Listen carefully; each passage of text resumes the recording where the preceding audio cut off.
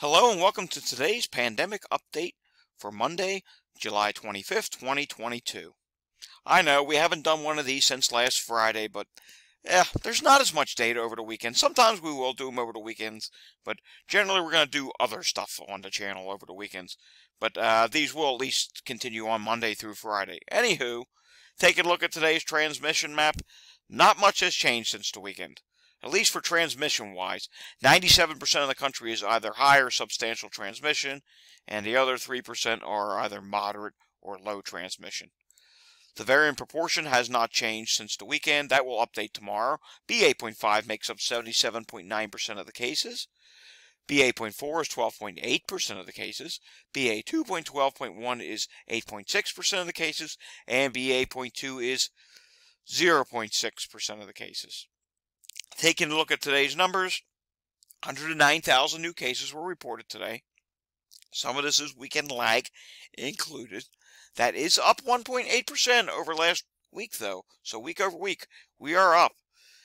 Deaths are now up 2.4% week over week, with 390 new deaths added today. So yet again, we are not preventing almost every death like they claim we are. Testing, relatively low. 437,566 tests added today, but that is normal for a Monday. There's usually less testing conducted on Sundays, therefore today's number is lower. Hospitalizations, that's an interesting metric we've been watching, and that is actually down today. 42,168 people hospitalized, down by 447. Currently in the ICU, 4,826, down by 29. It is normal for them to drop a little bit over the weekend and on Mondays. And Tuesday, Wednesday, Thursday, sometimes Friday, they do tend to rise. There should be a relatively big increase tomorrow, which is what we have been seeing on Tuesdays and Wednesdays as of lately, and even sometimes on Thursdays. But Fridays have been pretty much mixed back and forth. Taking a look at the Hhs count, yet again, you'll see here, they have dropped again. They went over 43,000 end of last week. Now they're down to 42,201, and I'm expecting by the end of this week, they'll probably go back over 43,000, and they may hit 44,000. That's what I'm thinking for this week. But we'll see how it goes. It's only Monday, so hopefully they continue to drop. Not expecting it, though, just based on the trends of the past several weeks. Taking a look at cases in the states today. Texas added another 10,370 cases. That's relatively high considering it's a Monday and there's not as much testing done on Sunday. But that is down slightly from last Monday, I believe. Florida added another 27,045 cases. Remember, that's a multi-day total, and that's just ridiculous. New York State, 5,018 cases. That is up from last week. Illinois, this is a multi-day total, and this is significantly higher. 14,517 new cases in Illinois since Friday. I believe let's look what last Monday was. Let's see here. Should come up. Yeah. Last Monday, I believe, was much lower. Here you go. Yeah, last Monday, there was only 11,248 cases. So that's a pretty significant rise week over week. We'll see what happens with their numbers as the week continues, and let's briefly look at their hospitalizations. Their hospitalizations are not rising all that much. They have risen some since last week, but today they actually dropped. So we'll see what happens over the next couple days. They should rise with the big Tuesday rise that most states usually see. New Jersey added another 1,695 cases, but they are up week over week because their weekend numbers were relatively high, higher than the previous week. Virginia, 4,700 new cases. Indiana, 3,500 new cases. Wisconsin, 4,800 new cases. Washington State, 6,200 new cases. Colorado, 2,577 new cases. Kentucky, 4,200 new cases. Alabama, 3,200. Louisiana, 4,200. And let's just do a couple more here. New Mexico, 2,300. West Virginia, 2,300. And let's look at Puerto Rico. Puerto Rico, 1,482 new cases. And look at this. They're starting to trend higher again. Not good. They have been in a continuous surge in Puerto Rico since, and this is going back to April, early April. So that's really bad.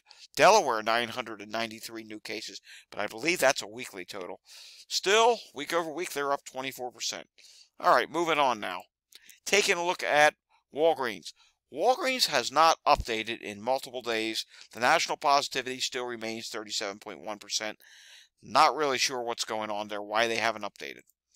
Texas, 3,540 people are in the hospital. And taking a look at their positivity rate, it did drop some.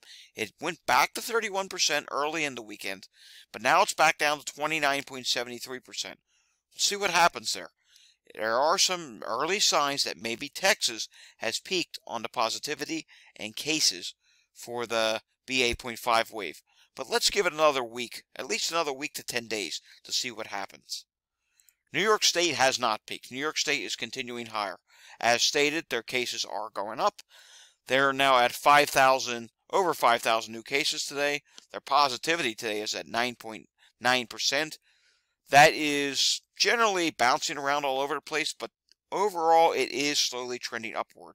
It never really went any lower than 7% last week. So there's probably going to be some double-digit positivity days this week, or at least I'm expecting that. Hospitalizations have not updated in New York State, but here's the latest number, because this is different from the Friday number. They did update, I believe, on Saturday. 2,649 people are hospitalized in New York State. Alrighty, taking a look at some worldwide data. India, 12,781 new cases. Brazil, 30,000 new cases. France, just over 11,000 new cases, which that is significantly down, but they had 130 new deaths today. Italy, 23,000 new cases, also down. Remember, this is Monday, so we're still factoring in some weekend lag. The next couple days will tell us where these countries are going. With that being said, South Korea, 35,000 new cases, but then we come down to Japan. Japan testing remains good over the weekends, I'm assuming, because they've added another whopping 172,673 cases.